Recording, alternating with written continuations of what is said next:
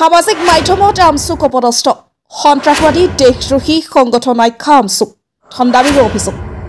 খাৰুপেটীয়া দলগাঁও থানাত এজাহাৰ 12 ডিচেম্বৰ তাৰিখে দৰং জিলাৰ প্ৰশাসনে বেছিমাৰী দৈপাম সংযোগী পথ বহলীকৰণৰ বাবে অবৈধ ব্যৱসায়িক প্ৰতিষ্ঠানসমূহ উচ্ছেদ কৰে যাক লৈ আমচুৰ দৰং জিলা সমিতিৰ সভাপতি মাহবুবুল আলমৰ বিৰুদ্ধে সামাজিক মাধ্যমত মিছা অভিযোগ তুলি অপপ্ৰচাৰ কৰে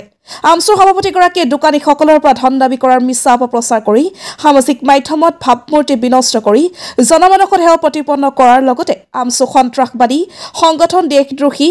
আমচু কৰ্মকৰ্তাসকল সন্ত্ৰাসবাদী বুলি কোৱাৰ লগতে বিভিন্ন ধৰণৰ অশ্লীল গালিগালাজ পাৰি সংগঠন তথা সংগঠনৰ কৰ্মীসকলৰ ভাৱমূৰ্তি জনমানসত হেয় প্ৰতিপন্ন কৰিছে আনকি সভাপতিগৰাকীক হত্যা কৰাৰ বুলি ভাবুকি দি থকা হৈছে বৰ্তমান তেওঁ নিৰাপত্তাহীনতাত ভুগি আছে এনে অপপ্ৰচাৰত লিপ্তসকলৰ বিৰুদ্ধে আমচুৱে খাৰুপেটীয়াৰ দলগাঁও থানাত ন্যায় বিচাৰি পৃথকে পৃথকে 7 জনৰ বিৰুদ্ধে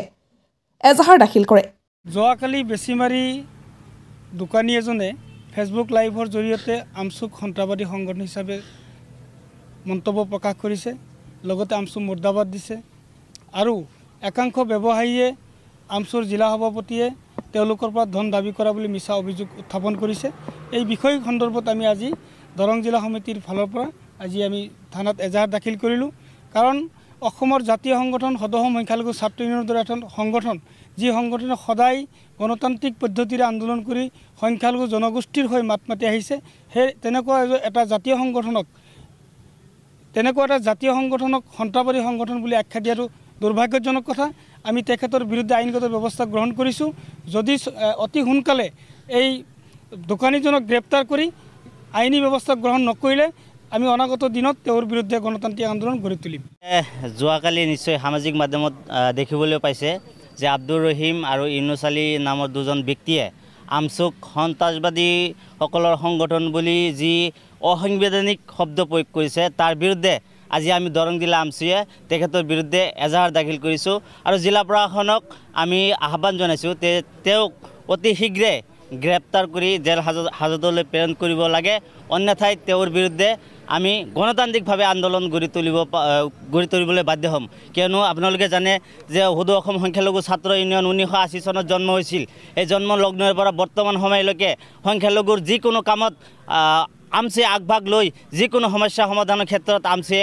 আমাৰ জাতিৰ হৈ কাম কৰি আছে এনেকুৱা সংগঠনক এইজন মানুহে কেনেকৈ সন্ত্ৰাসবাদী সংগঠন বুলি ক'ব পাৰিলে তাৰ বিৰুদ্ধে আমি ৰাইজ ছাত্ৰ আৰু বুদ্ধিজীৱীসকলে আমি ওলাই আহিব লাগে আৰু তাক উচিত প্ৰত্যুত্তৰ দি তেওঁক জবাব দিবলৈ আমি সকলোকে আহ্বান জনাইছোঁ চাওক টকা পইচাৰ যিটো অভিযোগ আহিছে এইটো সম্পূৰ্ণ মিছা ভিত্তিহীন কাৰণ তেওঁলোকৰ হাতত কোনো ধৰণৰ প্ৰমাণ নাই আমি যদি তাতে টকা বিচাৰিলোঁ হয় আমি উচ্ছেদৰ বিপক্ষে থাকিলোঁ হয় আমি উচ্ছেদ কিয় বিচাৰিছোঁ আমি বিচাৰিছোঁ যে বৃহত্তৰ ৰাইজে এইটো ৰাস্তাৰে আপোনাৰ গোটেই দৰং জিলাৰ মানুহে অহা যোৱা কৰে মানুহৰ স্বাৰ্থৰ কাৰণে আমি এই উচ্ছেদটো বিচাৰিছিলোঁ আমি কোনো টকা পইচাৰ কাৰণে উচ্ছেদ বিচৰা নাই গতিকে এনেকুৱা ভিত্তিহীন কথা নক'বলৈ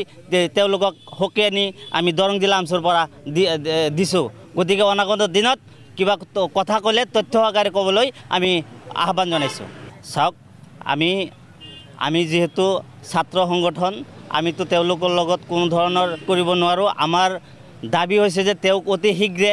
গ্ৰেপ্তাৰ কৰি জেল হাজতলৈ প্ৰেৰণ কৰিবই লাগিব অন্যথাই আমি তেওঁৰ বিৰুদ্ধে গণতান্ত্ৰিক আৰু প্ৰশাসনৰ বিৰুদ্ধেও গণতান্ত্ৰিক আন্দোলন কৰিবলৈ বাধ্য হ'ম কাৰণ আমাক তেওঁলোকে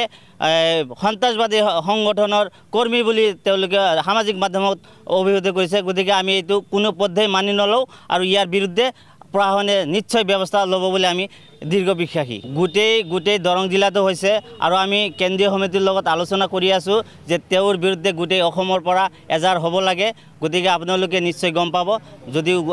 আমাৰ কেন্দ্ৰীয় সমিতিৰ লগত আমাৰ নেতাসকল ইয়াত আছে তেওঁলোকৰ লগত আলোচনা কৰি সেইটো সিদ্ধান্ত আমি পৰৱৰ্তী সময়ত আপোনালোকৰ জৰিয়তে ৰাজহুৱা কৰিম চাওক আমি অহা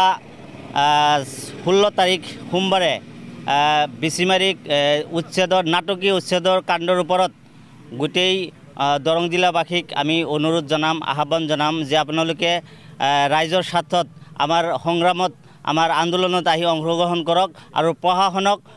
দেখুৱাই দিয়ক যে আমচু এটা শক্তিশালী সংগঠন আৰু আমচুৰ কথা মতে যদি প্ৰশাসনে কাম নকৰে কোনোবা ৰাজনৈতিক দল বা কোনোবা নেতা বা দালালৰ কথা মতে যদি প্ৰশাসনে কাম কৰে তেনেহ'লে প্ৰশাসন আমাৰ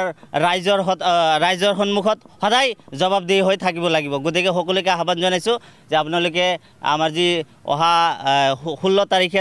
দলগাঁও চাৰ্কল অফিচ ঘেৰাও কাৰ্যসূচী আছে তাতে আহি অংশগ্ৰহণ কৰক আৰু আমচুৰ হাত শক্তিশালী কৰক তাকে আমি কামনা কৰিলোঁ।